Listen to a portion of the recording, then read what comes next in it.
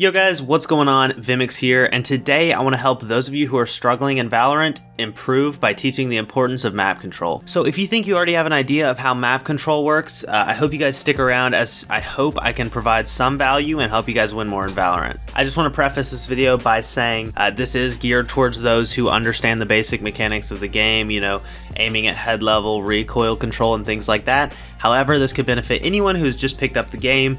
You don't have to have these mechanics mastered at all. So a little background about me. Believe it or not, I'm actually not the greatest Valorant player of all time. However, I do have a background in CSGO with about 2.7 thousand hours. And I think many of you guys who are new to this specific type of FPS game could benefit from these tips. With that being said, let's get right into it. Essentially, map control allows your team to gain information about what the other team is doing without dying. Think of it as Monopoly. You want to own as many of the squares on the board without going bankrupt to limit your chances of having to give the other players money, or in this case, a kill. In Valorant, the team that has more information and has narrowed the enemy's location down further will likely win the round if we're negating human error such as aiming or misusing an ability.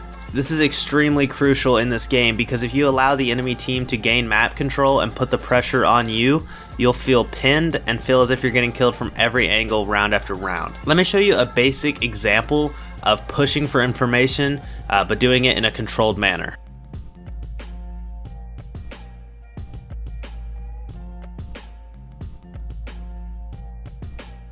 This type of push would be appropriate on an early round where the enemies do not have ARs or an operator.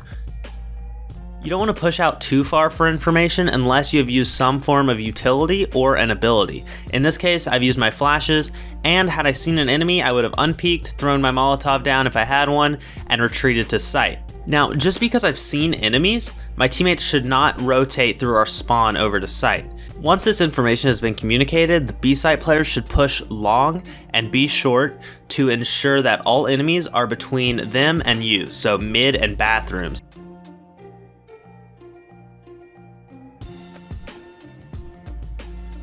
If there were no enemies spotted whatsoever in bathrooms or in mid, I would call for one teammate to rotate off-site back towards B and keep one player on site to watch for a rotate back, either in bathrooms if you're confident your team can hold B, or heaven if you think you might have to rotate through your spawn as well. You might have to alter your playstyle a little bit to fit this in and put map pressure on the enemy team, but basically you want to play slightly aggressive but under control.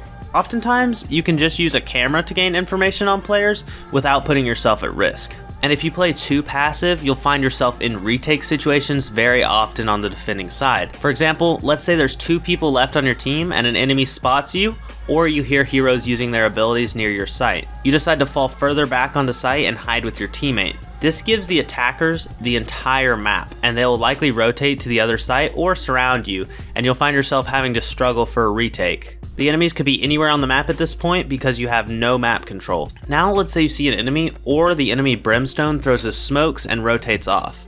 You decide to unpeek and wait for the sound cue of a rotate, or pressure through the smoke to gain information and maybe flash out without falling back on the site. Now what you should do is let your teammates know that the smokes were decoys and that you've pushed through and you do not see anyone on your site. So you should flank through, gain more map control, and put pressures on the enemy for the retake. Here's a clip of Shroud and Skadoodle, both ex-pro CSGO players and streamers, helping their team retake the site to win the round. I had to give it Fight heaven. Fight for heaven. Control. Let's all go heaven side. Clear top area. Clear top area. Right now. Let's try to go spiral. Let's try to go like 3 guys spiral, 1 heaven, I'll go late CT. Give me a Okay, hell yeah. I got you, Mike. I can jump I on. can flash site. I'm gonna go late CT when you guys are ready. Got him. I traded him. Could be close, right? Let's One try in to sight. CT. Nice. I can flash back site when you guys are ready. Yeah, do it now. Flash. Bang. 1 backside, 2 backside at least. Backside. Dead. So as you guys can see, they clear every angle, and this allows them to pinpoint exactly where the enemies are so they can kill them to win the round. Had they not wrapped around like this, the enemies could have been in either of the team's spawns or in heaven. In doing this, they narrowed down the last enemies to being on site. Listen to Skadoodle acknowledging the importance of fighting for control over heaven to help understand where the enemies are.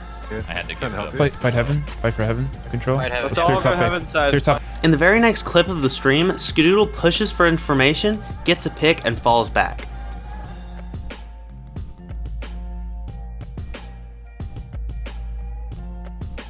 So let's look at what is gained from this pick. Skadoodle makes the round a 5-on-4, giving his team the advantage. His teammate watches sewers as he peeks and communicates that none are pushing there. Skadoodle also sees a flash go off in connector, signaling that at least one other player is there. This allows his teammate to shift their position and really try and close in on where those players are at. Alright guys, that's it for today's video. I just wanted to make this quick video helping newer players understand map control. As I've been playing the game, I've seen a lot of people not really understanding the concept. And my main goal for this channel is to make short Valorant related content to help you guys improve, have more fun in game, and just various other things. I hope this helped at least one person somewhat, and remember, always keep your crosshair at head level and pull down.